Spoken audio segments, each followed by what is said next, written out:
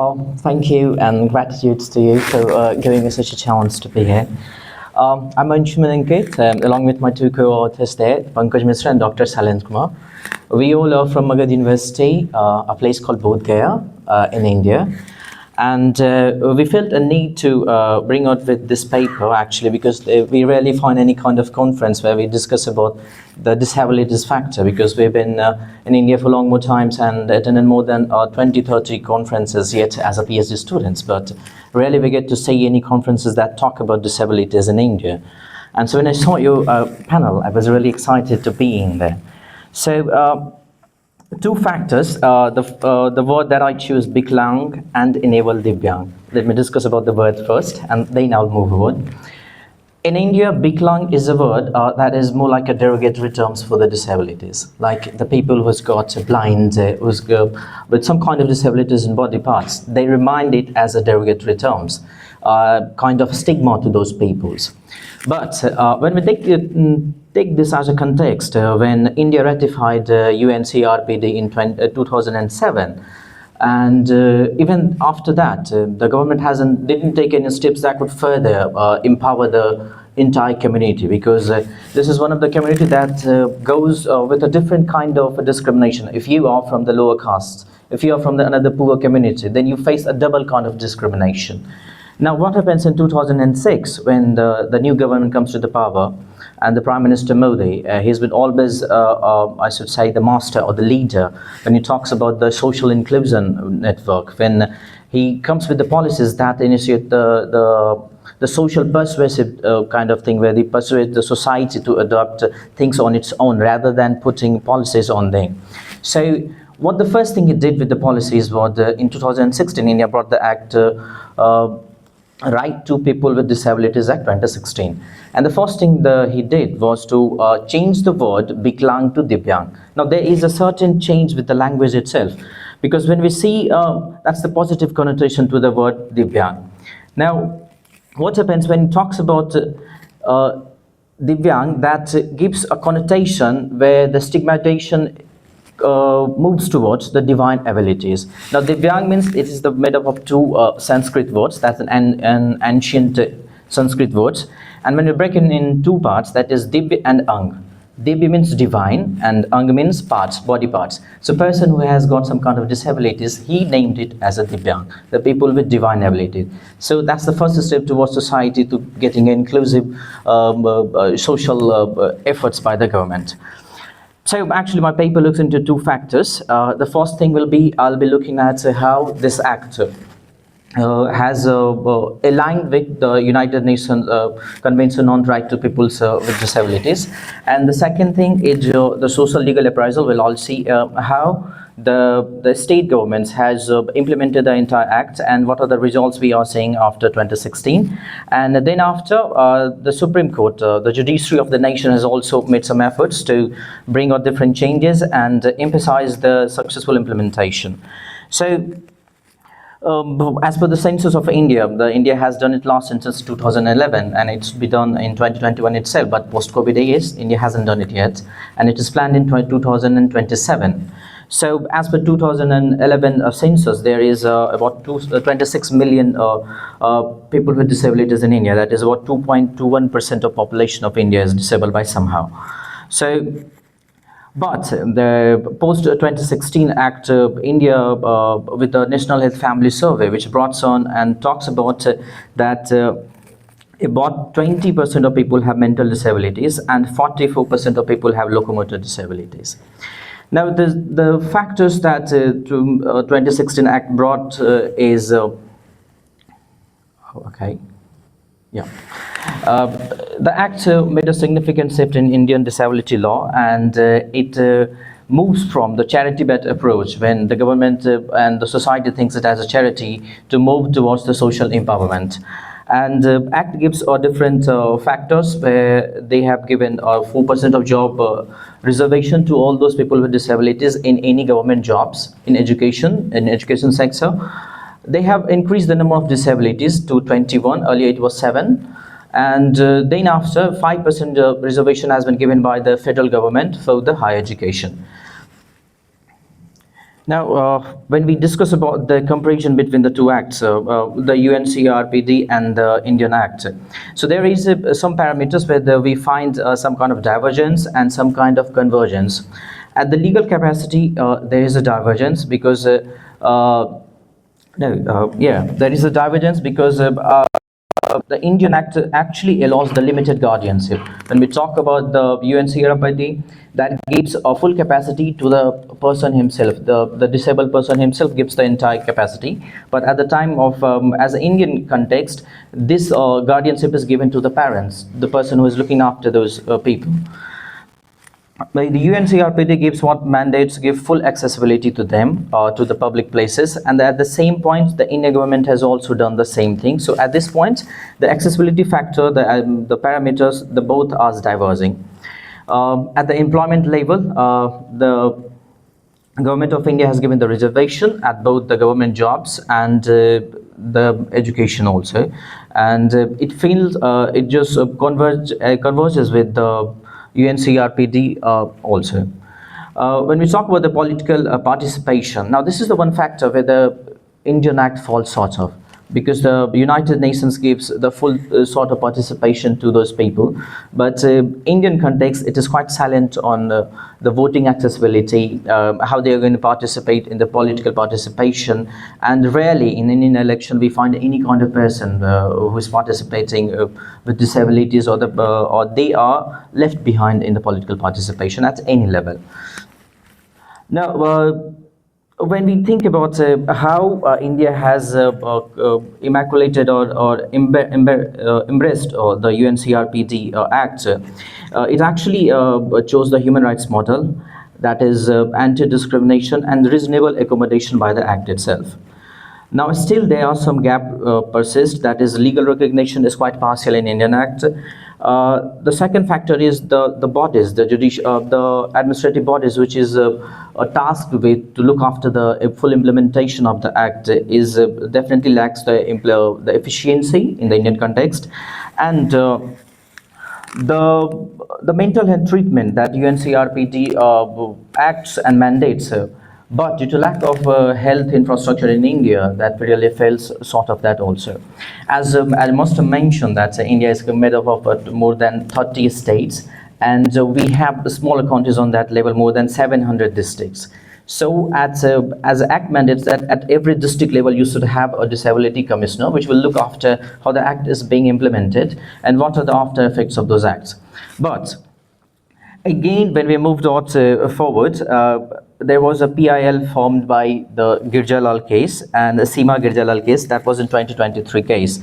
And in that case, Supreme Court observed that the Act is really falling short and the states are not totally implementing the Act. Now, even after Supreme Court reprimanded the state governments and the parties, stakeholders involved in implementation of the Act, still there were very little responses from the administration itself. Though after that, the government increases budgetary support for the disabled people, and again brought a campaign that was again motivated by the social campaign, that is Swavalamban Accessible India campaign, where they brought those people, people with disabilities, in the inclusive partnership with the state. Now, when we look after, that's the Girjalal case for you. The key observation you could say the court made was the lack of compliance by their states and absence of district level committees that enforces the Act itself, and again the failure to state funds to PWDs. The courts actually made it quite mandatory for the state bodies and the district bodies to regularly report it on the National Centralized Data Management Portal, but this hasn't been done also.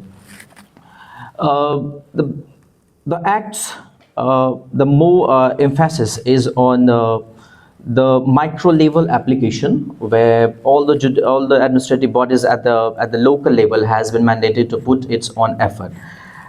The serious problem with is the social awareness. The people with disabilities lack awareness about their social rights, and the families that are the legal guardians of those people, they do lack the awareness and rights about them, because in most of the cases, these people, as we call it, the Divyangjans, they are prominently found in the poor section of the society. And there comes the role of I should say the civil society network and the NGOs which look after all those people. Now, the three factors why the state bodies are failing regularly to implement these acts are: the first thing is the administrative incapacity of the state governments. Just give me a second. Sorry.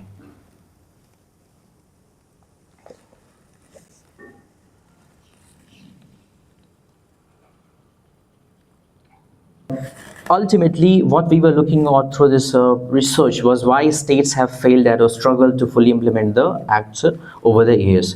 Now, there are prominently there are 5 factors, and the most important is the federal structure and the decentralization model in India. In India, disability is the subject that falls under the state matter. It is not looked after by the federal government. Federal government just could some kind of initiate it, give the broader policy framework to the state government, and it completely falls upon the state list factor that how do they implement in the longer terms. The second is the lack of political priority. Again, I say that this is not a political conscience of the people who regularly voices for the people with disabilities. The third is the bureaucratic apathy, administrative inertia, and the lack of interdepartmental coordination hinders the smooth execution of the act. The most important factor is the urban-rural divide. Most of the population in India still lives in the rural areas, and this again factors and focuses upon the skewed implementation of the act itself. And prominently, we cannot forget the civil society role and the NGOs, which makes it quite important for disability right organization. Their advocacy often localized or under-resourced, and which makes it harder to exert uniform pressure on the state government to fully implement the act. Now, through the entire network, still I say this is the evolving research we are doing, and we have planned to initiate about taking a survey of entire district of the nation and look after all those administrative capacity that the acts ask for, the kind of DLC, the department level committee, and the disability commissioners we are looking after, and we are planning to take the course of make the survey of all those peoples, that whether they are actually working it or not, and what are the causes of that inertia, because at the southern part of country they have done better, and when we talk about the northern and eastern India, they are still lacking in the entire process.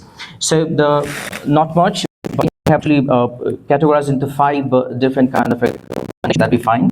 So in the process will definitely change it further as much as we get more information. The first would be the adoption of unified social model, where we involve the stakeholders of the society, the legal guardians of the people with disability, and the administration itself. The second would be eliminate limited guardianship, where we want the rights and the acknowledgement should be given to the people with disability themselves, not to be left alone with their parents or any legal guardians. Fourth will be the enhancing awareness and the sensitization that would be left alone not only to the society itself. Government should take the social campaigns, when the political authorities and the administration takes things in their hands, so they could make people more aware of it. Empowering disability commissioner in India for taking the reservation, the benefits of reservation of 4%. The district level commissioners gives them the ID card that makes sure that the people is legally and medically disabled, and they could utilize the benefits of it. And most importantly, still India lacks the infrastructure and the budgetary support for the people with disability. So there we bargained that we could bring in a CSR model, the corporate social responsibility. They could play a greater role in that, and includes the infrastructural work and the medical facilities they could provide to all those people. That's it from me. Thank you. Did the changing the language help really in moving things forward, or is it, is the mechanisms of change you know, did it move things forward at all, that change from, what is it, Viklang Yes, to Divyang. Yeah. Yeah, definitely, because the time when this word was changed, we were still in school life, and we used to find, and the kids actually used to bully other kids, like with different things that I think it's quite derogatory in terms. Still, we could not pronounce in Hindi. But after this 10 years, still we find there is some kind of respect for those peoples. Earlier we don't have to accessibility, there was lack of accessibility for all those peoples, but now there is some sense of respect for those peoples. They always looked after as a respect, and the stigmatization that they had earlier has totally changed to some kind of empowerment those peoples right from the society itself. And people, yes, now utilize the word Divyangjan, this means the people with the disability. So yes, definitely there is a change, but still it's a social initiative, so people would take time. But yeah, the results are quite successful with this. And I think my follow-up question is, I think you made sort of a throwaway question, but I thought was interesting, was that implementation of the policy goals have been more successful in the south of the country than in other areas. Is that about the social acceptance of people with disabilities? You know, what's causing, or is it the centrality of, I don't know, people with disability even within those state organisations, or the connection between the federal and the state governments being stronger in that context? What do you think is making it more successful in that part of the country as opposed to the others? I think when we look at the context of Southern India is more better off than the other part of the country. They are more educated, they have better economic capacity, and the most important factor is the political will. The political will is the quite important, how the politician took things in their hand. As I said about the Prime Minister Modi, when he talked about the same kind of thing again, I talked about the social persuasion policy that he approaches.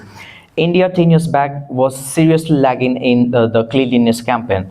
The India was really poor in managing the cleanliness thing. But the Prime Minister takes things as a Clean India campaign, the Swachh Bharat Abhiyan. So that's the social initiative. So what I'm adding is, when the politician took an initiative, when the politician saw some kind of empathy towards the society or the vulnerable section, that takes off.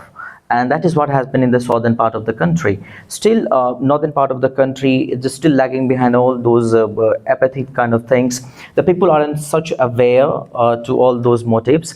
And in short, or in contextual, I will say it is more like the political things, the political willpower of the politician. And that's what made the southern part of the country more acceptable in that. Yeah, I think that's really interesting, because we had another session this morning where we were talking about mechanisms of policy change, and I think that personal leadership by someone in power, but also these other things around the wealth and those types of things in the context are really interesting to look at. Other questions from the room?